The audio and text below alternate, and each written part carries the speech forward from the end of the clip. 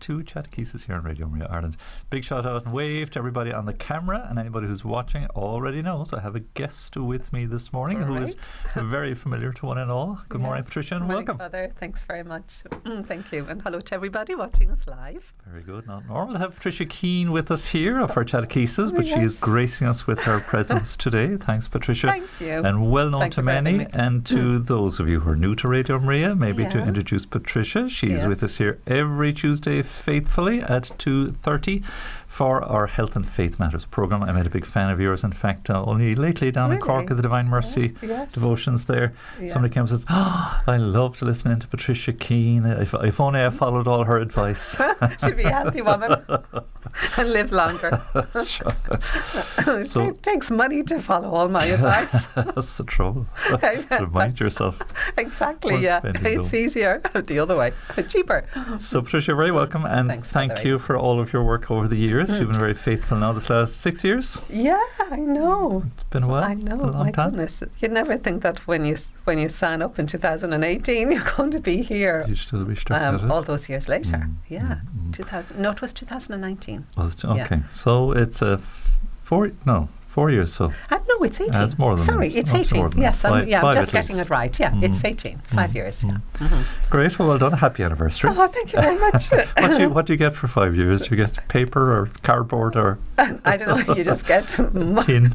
You get more research. But you know something? It's been an extraordinary, interesting 5 years because so much has happened, and my work, I was, when you're cruising along in your work and you don't have to change lanes, and you're just going along at 60 miles an hour, and suddenly this virus starts, and you go right up to the top speed and you're changing lanes, and you spend so much time researching, and it hasn't stopped. The whole,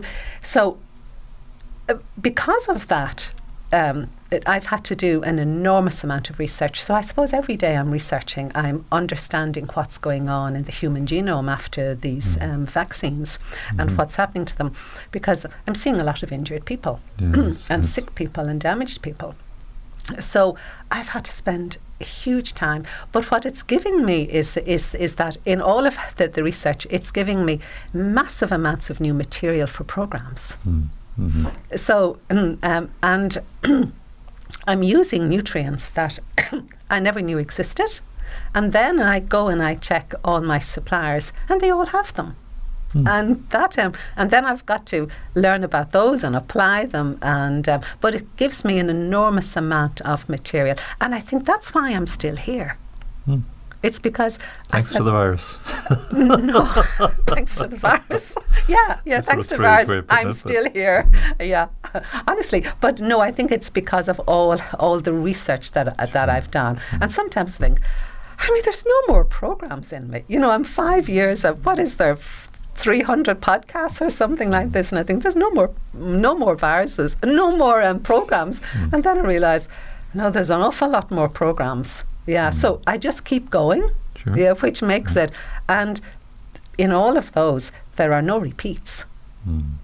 And and I've never gone back to listen to one to think, okay, it's new research coming along all the time, which is massively beneficial. It's just wonderful. It's we're really at the cutting edge of what's going on. We're right in there, discovering how to help people at a totally different level. I suppose if we've learned any lesson, it would be the importance of the immune system and caring for our immunity through just good health.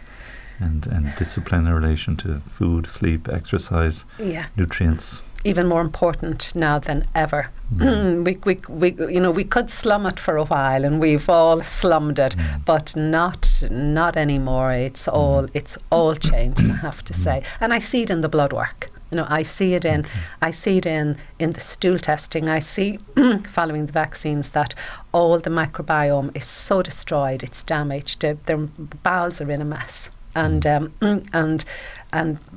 healthy biome that had been in the bowel pre-vaccines, it's all damaged. And we've got to rebuild all of that again and retest to see have we been able to rebuild the biome, the microbiome, and also kill off all these opportunistic bacteria that have developed in the gut and have made the gut quite sick. So I'm looking at all of that now. Great.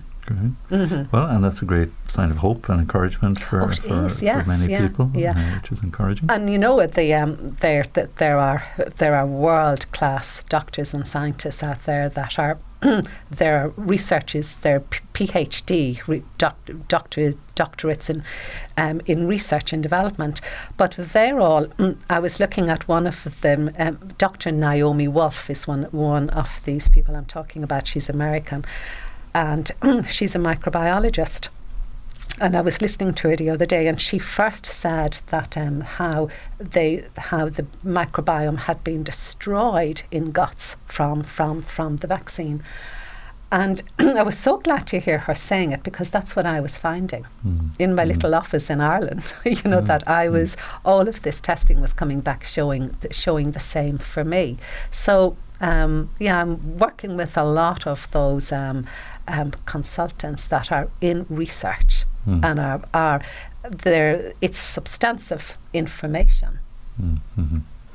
Anyway, good, and like I say, great that we can offer that knowledge and that path to well-being for many people, no matter what the circumstances, indeed. And delighted to be able to do so. So just to thank you again. It's not the main topic we came here to. It is. We No, digressed a little bit. It's all part of it, though, because it's all part of mental health, what we're doing here also. Yeah. And I've had all of those wonderful programs with Father Chris Hayden and Kilty, rolling out the fallout from the sexual revolution, and they've been really superb, and I've learned so much from working with them, working on all of that, and that's been a new area for me to develop. And it's been, and that's led to something else and more research, and like when we go into talk about this, I want to tell you something that I learnt yesterday, and it keeps opening up, and it's really wonderful. It's like when you open yourself up to the Lord in every way, He keeps putting information in front of you. He keeps giving it to me, and I was be thinking, how am I going to fix this problem for a particular person? And it could have been the bowel, and how can I help rebuild the white blood cells? And then I'm researching and I'm listening to these experts, and they mention a nutrient, and I may not have the exact ones, but I can build the components together and apply it. And I just think, and I always think that, I always feel, I just say, Lord, thank you so much for putting this in front of me. It comes so easy. I don't have to, it like falls into my lap. And I know that that's the Lord at work. That's just a helping hand in it all the time. Great. Well, if I can make the link then from physical well-being and the necessity and importance of, examining carefully how it is what we allow ourselves to consume in terms of food or nutrients and so on, or what we deprive ourselves of in the same way as well. It's very true in the order of grace. So nature and grace are intertwined, and that grace builds on nature.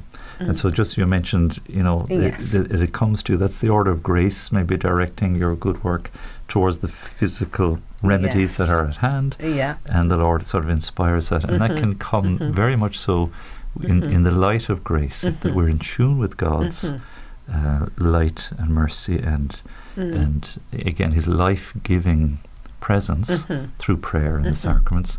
It just lends itself into the material, wherewithal that we're granted, the gifts and talents, the duties and all the things we're set to do. Grace can animate and direct all of that. Yes. And so we kind of lead from there, from the material to the spiritual and back again. Yes. Quite easily. And so we've got our Mariathon coming up in early May, the first week of May. It'll be leading up to the 13th, so kind of 1.5 week of May, let's say, from the 8th to the 13th. And our Mariathon every year celebrates our birthday, 8 years this year, please God. And with that, we like to share the blessing of Radio Maria with all our listeners and invite you to be interactive with that too, and to help us in the work of the world family of Radio Maria too. Yes. And with that then to sort of, I don't know if it's the right expression or not, sort of flex the spiritual muscle a little bit. Yes, yeah. Do you know, to actually, to thank God for the blessing and gift of our ministry and our work, and to apply it then to very urgent and pressing and important topics of physical well-being, spiritual well-being, and mental well-being. Yes. So before we get to the morality that we're going to speak about, in June, please God, we're looking to a month that will dedicate a bit more time to mental well-being. Do you want to maybe tell us a little bit about that too? Oh yes, this is more brainstorming. It is. Open to the Spirit. Absolutely, yes. Open to the Spirit. You see the need for it. You know, when you're working in in the different mediums of health and mental health, and you see the need that it opens up in front of you, and you think we've got to educate people more about belief systems, because if we're listening to radio all the time, and I've learned this through family that are around me, that I hear the indoctrination.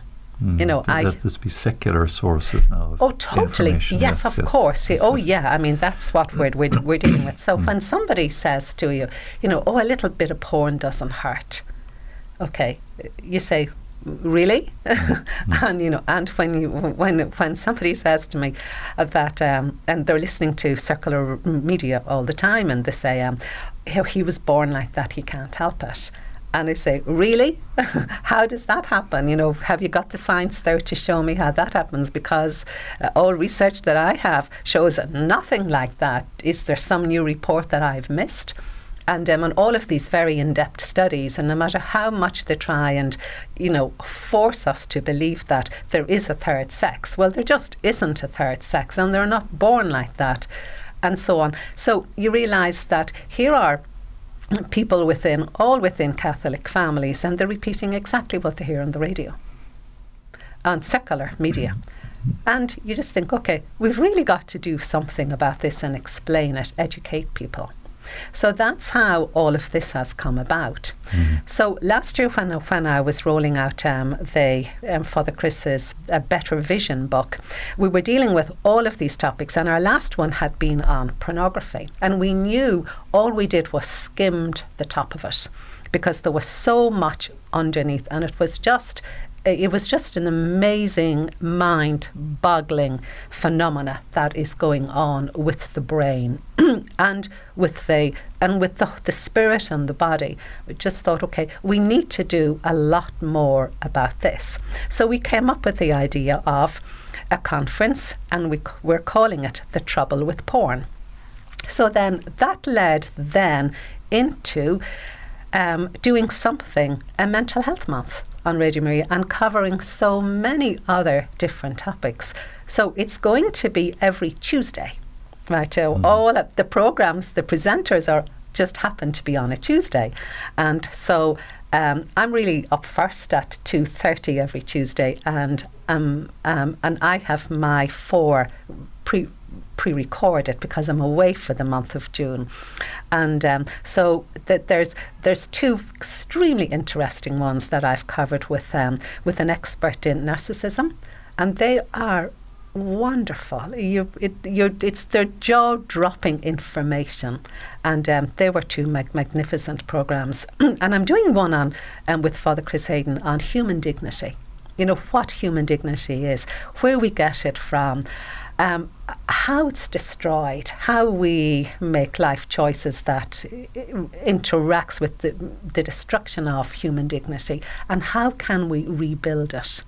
So that's going to be a beautiful program about looking at, there's so many people damaged because 1, sexual abuse, 2, pornography, and 3 physical and mental abuse. Mm-hmm.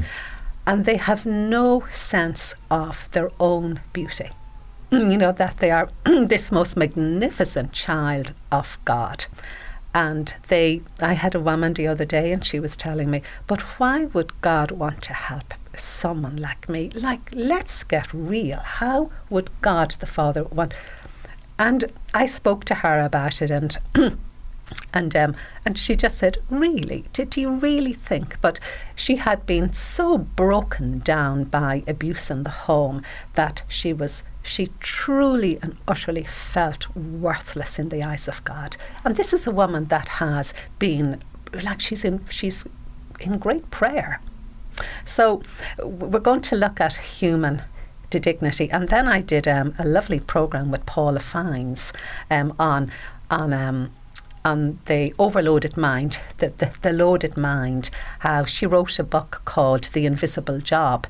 And it's the job of the working mother, raising her children and working full-time and working 80 hours a week, and that awful clash between everything.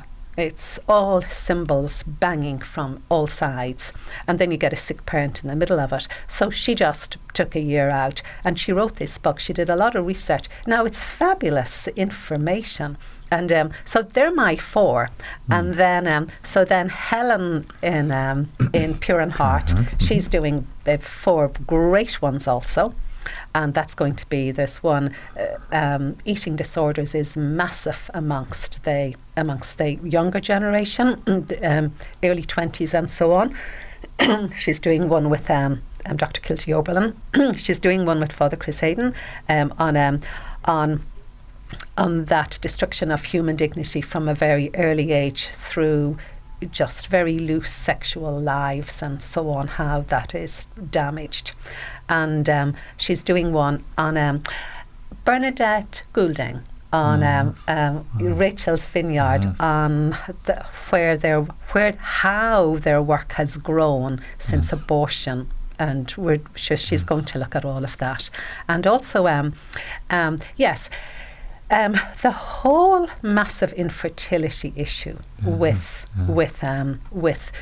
because of the spread of sexual diseases, chlamydia and so on. And she's doing one with Eamonn McCarthy on that. Oh yes. Yeah. So she's got a fabulous lineup, and they're all interesting. I'm still working with Don Devaney for the Power Hour.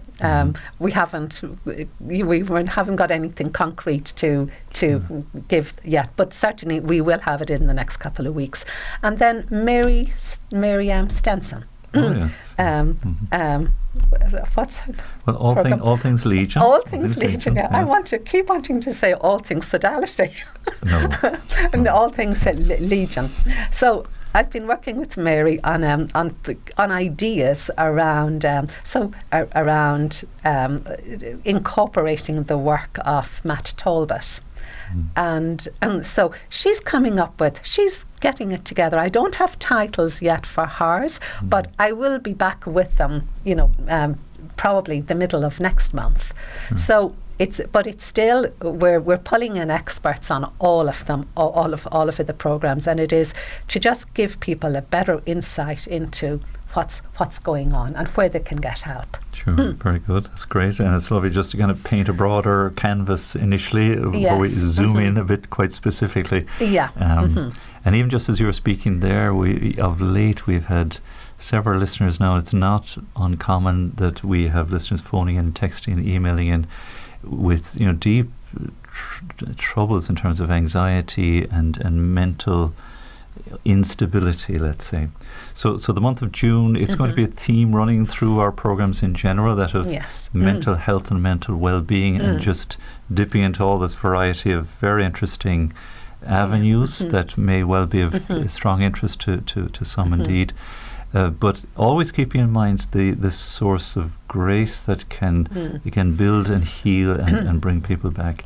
We had a couple of beautiful emails of late now again that came to mind. A lady in the west of Ireland sent a long email yesterday, just so grateful for the little part that Radio Maria has played in helping her to get delivered of what she's describing as a toxic relationship, which sadly so many of those, again, they're not that uncommon, and to try to break free of it can be quite problematic and quite difficult, but grace has prevailed, and she's in a new place. You can only break free from that with the power of God, with the with the love of Jesus, knowing that the Lord is going to look after you, that our Father in heaven is going to take care of you.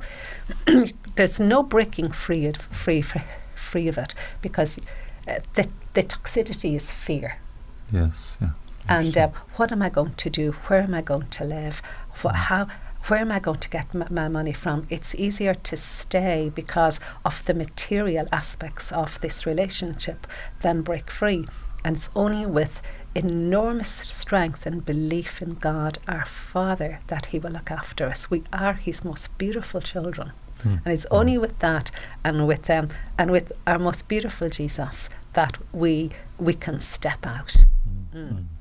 Just to conclude that sort of that line of thinking, but another man who wrote to us as well, and he's broken free of a kind of cult situation. And come back to grace, come back to faith and the sacraments again. So beautiful. Wonderful stories to hear, absolutely powerful. Goodness. And obviously connecting in with Radio Maria along the way, and it's please God, still working as a great channel of grace, and even the smallest couple of minutes worth of prayer or sacred scripture or beautiful music or just good advice can be a key to unlock a lot of problems for people too. I noticed that the people that are remaining with the Lord and are steadfast with them, I see what He's doing to the hearts of people, and I saw it on Divine Mercy Sunday, and we had our Divine Mercy Sunday in Morabi. It's our 17th one, and it was you did our last one, in fact, 2019. Really? Yeah, there was none since. There was no, and there's been none anywhere since. Wow. And but I was, it's the most magnificent day there, as you know. The music, and it's powerful. But I was, so in the veneration of this very large image that we have, I was just wiping the glass where people had kissed the Lord. But there was about 100 people there. And every person came up to venerate the image. But you know something, I was very teary. I was really bowled over by the look in their faces. When they came up to kiss Jesus, they were full of the love of Jesus. They had received, I think everybody had confession, got confession. Then Dominic McGoyan was singing. He was doing the hymns, and we had a magnificent pianist, and it opened up the feelings and the emotions in people, and then they received Holy Communion, and then we had some adoration, and by the time they got to the image, their hearts had just melted. They were the look of men. They were so full of the love of Jesus. It was very, very touching. Yes, and there's a beautiful full church in Cork. I was at Divine Mercy on Sunday, and the bishop was there too, which was most impressive. Delighted to see that. And some very beautiful confessions, I must say, the confessions that I heard myself. So, well done to everybody, all the prayers there. Yeah. But listen, thanks, Patricia. It's just a nice way just to frame the topic we want to enter in on, because I don't want it to be kind of misunderstood or to be seen like a sort of an excessive focus in one particular direction, but contextualize it in the broader sense of God's mercy. And it's a very I suppose challenging topic in many ways, but one that is so badly needs to be addressed and is coming to the fore in the realm of education. And is anyway so important, and that's the whole question of pornography. And I suppose in general the licentiousness of our age, the last 50 years, there's just been a deluge of just indulgence in the whole, in every avenue of love and life, which is what it concerns in the end, and how we treat one another and how we regard one another, and how we use this gift of life-giving love that's been given to us. And pornography just sort of hits it with a sledgehammer almost, and just does so much damage. So as part of our Maria-thon, it'll be on the Saturday the 13th of May. There'll be a little window there from 12:30 to 3 p.m. when you've invited several speakers, and we're going to go in depth and hopefully open up this conversation and sensitive area, and with the view again to bring that grace and that healing to bear upon it. So tell us a bit more, please, Patricia. Thank you. Well, as I said, this followed the couple of programs we did on pornography and last year, and we knew that we'd only scratched the surface and we needed to go a lot deeper. So the first thing is that the church is not talking about the problem with porn that is in the schools, that is going to be in the national schools, because all this is being directed from the WHO and the UN. So all of this is coming, it's being pushed. It's an agenda right across Europe, right across the world, to down to the age of 4, to start teaching little children all sorts of sexual things. And if we don't do a pushback on this now and scream our heads off about it, well then people are going to be very, very deeply shocked, because this pornography is destroying the minds of the adults and also children. And I'll explain why. So Bishop Fancy Cullinan his topic is going to be, well, we're going to be asking him, why isn't the church talking about porn? But he's also going to be simultaneously, we're going to be talking to Father Alan Hoffa, and Father Alan Hoffa is in the Diocese of Allentown in Pennsylvania. So Father Hoffa has been sent away by his bishop to do some intensive training on dealing with pornography at a pastoral level. I had him on yesterday to introduce himself and to tell us a little about what he's doing. And a very impressive speaker, a huge amount of expertise in it. He works in the Catholic high school and in the Catholic universities. And the bishop sends every priest in his diocese to do these pastoral courses on how to deal with pornography at a parochial level or at a diocesan level. So he's talking about, he's going to be sharing about what they have done there, why they started it. Yesterday he told me when he was on air that 50% of the applications for marriage annulment is based on pornography.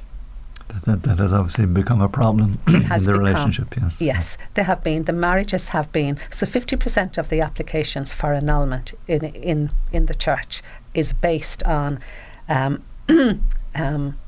infidelity through pornography. How the men or women are just not able to. It's what it does to the mind. Professor Patricia Cassidy is going to, she's a well-known psychiatrist, and she's going to be talking about how dangerous pornography is to the mind, what it does to the brain, that it creates new neural pathways in the brain, highly addictive pathways in the brain.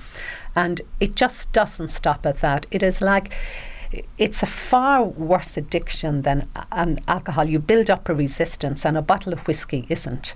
It's no good anymore. You have passed that a long time ago. So pornography is like this. So what there's now, people are now watching extreme violence in pornography, extreme sexual violence, and women are being torn up by it, physically ruptured by this.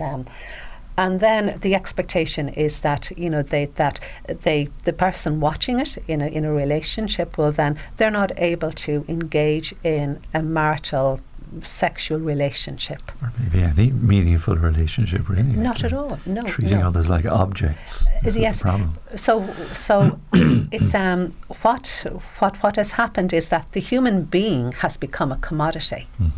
And this is And when you dig deep and you hear, you hear the stories, and particularly coming from women that have recovered and they've gone into recovery programs to get away from it. And there's a brilliant one in America. Alive magazine is doing a story on it in June. It's the Magdala Ministry. And they help in recovery of women who have just been, destroyed in pornography, through pornography. And he, so Father Alan has all of this experience at parochial level.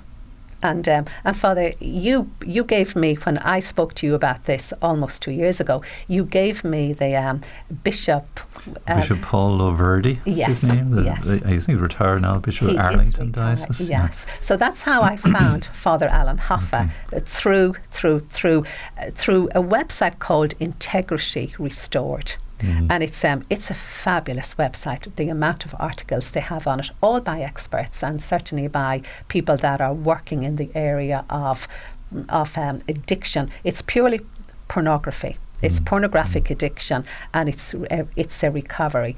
So just mention, we pass over with Bishop Paul if you want to look that one up. Loverde.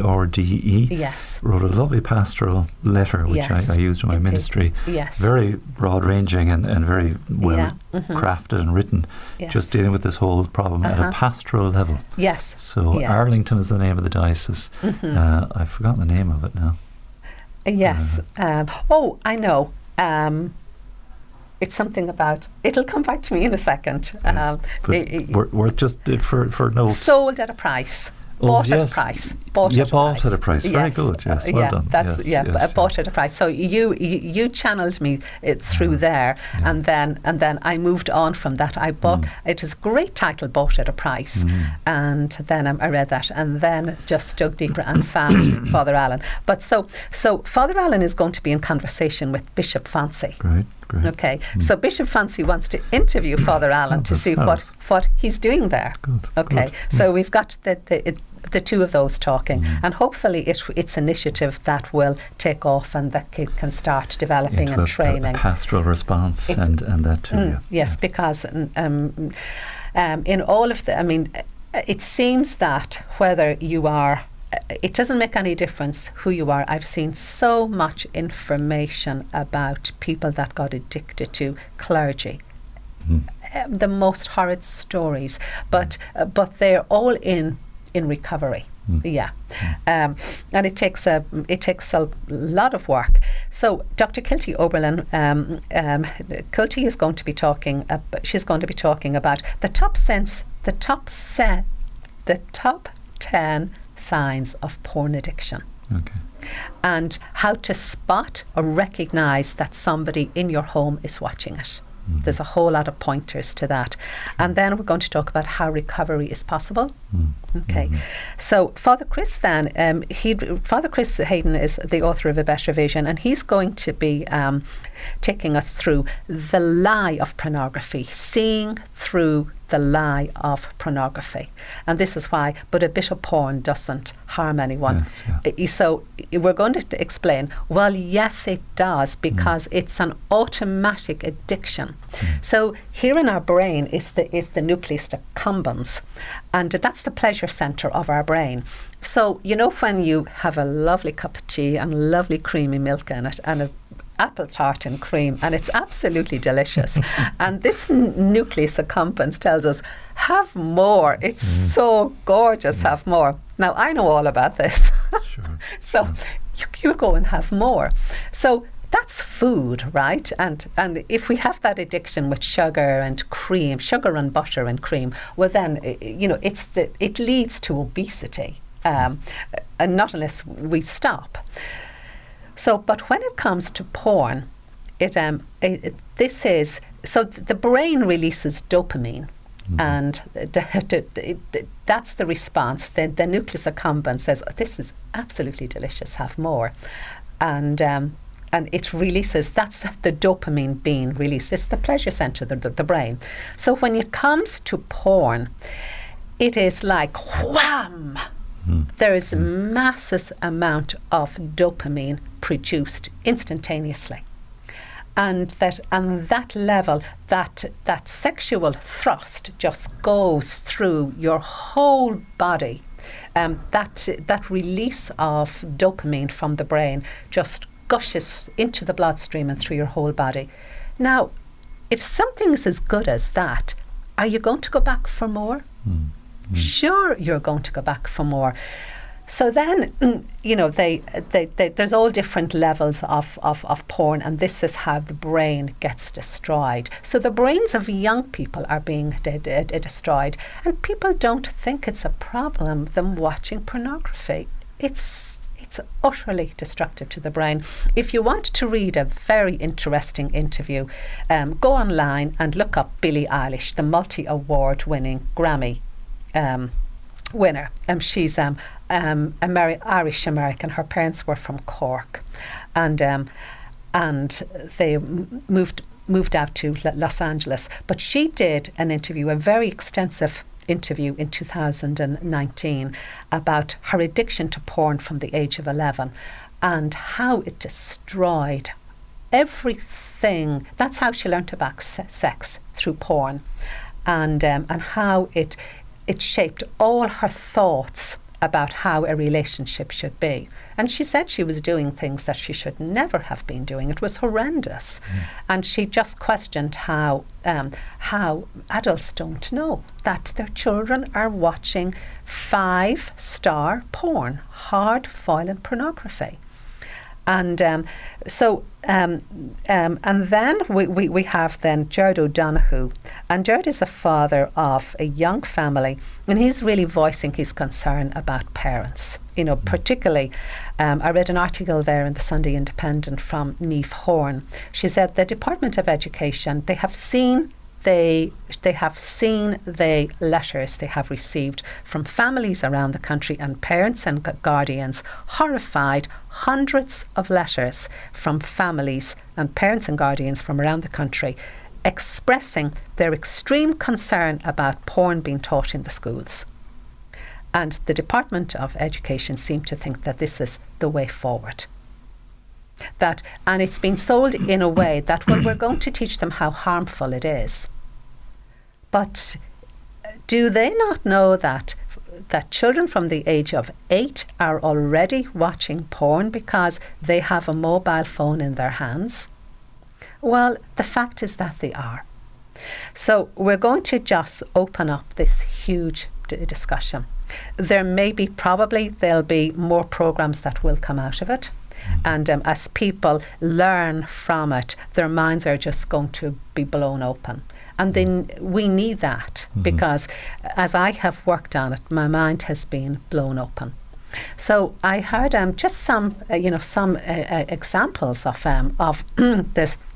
Somebody got in touch with me, a parent got in touch with me about her 16-year-old son. She found out that she noticed he was becoming very depressed. And there was an issue going on, and she got it out of him, and he told her that he'd been watching porn. And he was suicidal, and she asked him why, and he said because he was talking about the masculine parts of his anatomy, and he said, everything I have is too small. 16 years of age, heading for suicide.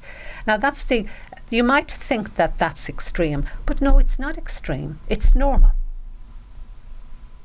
It is normal. Well, it's a reality, let's say. It's the outcome of this kind of self-indulgent cul-de-sac that we can be tempted down, on the strength again of the physiological and the sort of human response there, and to open it up to the extent that we can understand the nature of our physiology as something good and God-given. Yes. And this dopamine and all these other biochemical reactions are intended and ordered to what is good and wholesome, more than the cup of tea and the cream cake, in its rightful place and its rightful context. That is correct. There was her name won't come to me now, it will come back to me again, but she was a great American speaker some years ago that I used to use in school on this whole topic, this whole question, and she addressed that very concern. And that's the nature of the fix, as it were, the biochemical fix that comes from this is so powerful, so strong, and can really do such extensive damage. And without spiritual sustenance and grace, it becomes quite difficult. But we have seen an explosion because of the media and the availability of digital content all over the place. No one, I don't think, is unaffected by the whole. And it's a silent illness. It's a silent. It creates a silent mental illness because it's so hidden and it's secretive. Because if you're hiding something, well, it's wrong. If you're stealing something and you're hiding it, you don't want anyone to find out what you've just stolen.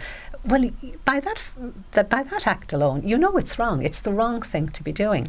So what this is really doing, and it's first of all, it's just destroying relationships in marriage or out of marriage. It is destroying them. There's the most awful feeling of betrayal. Infidelity. I mean, the most when there's a wonderful program. It can be found on Integrity Restored, the website Integrity Restored, and it's called Bloom, and they help women who have been betrayed in marriage through pornography. And it's their own words, and they say it is like an extreme violation of them. Their husbands or their wives watching this, and then they come with all of that filth in their mind to have a relationship with them, and they cannot. They feel so filthy and violated. They describe it as that they would say, I don't know what it's like to be raped, but I feel as if I've been raped. That I feel so filthy and dirty. And this is the whole breakdown, that the person can't get their mind beyond their spouse watching this stuff. So it drives this massive wedge between. It destroys relationships and families. Children can't understand how mommy and daddy are breaking up. How do you explain that to small children, that because daddy is watching hard porn or mommy is watching it?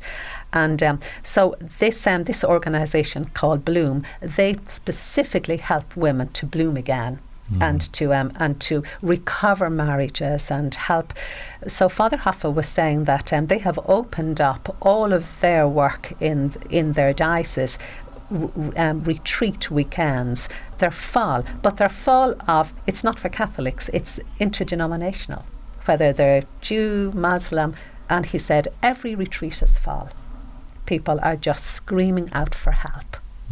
And it's so silent that they're unable to open up to parents and seek help about it. It's hidden. It's deeply secretive.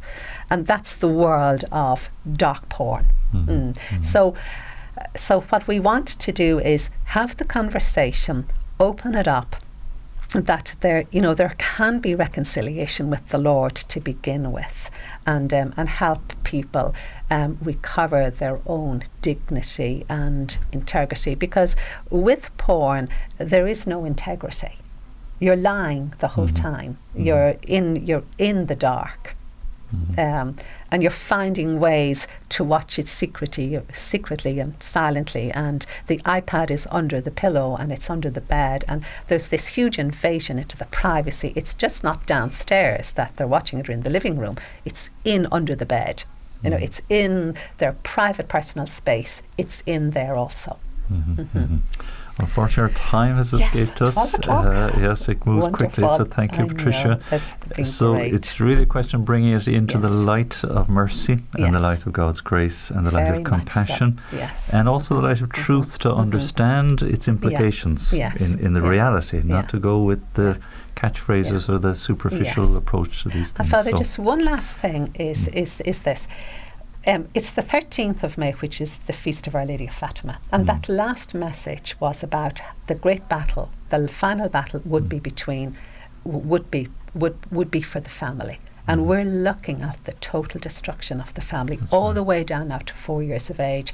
So It's not by coincidence that I chose that day.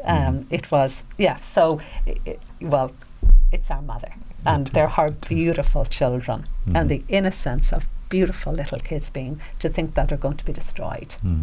So that's why we go for it that day. Very good. Okay. So the 13th of May, please God, as part of our Mariathon too, and entering this very sensitive and very important please pray topic, for us that day.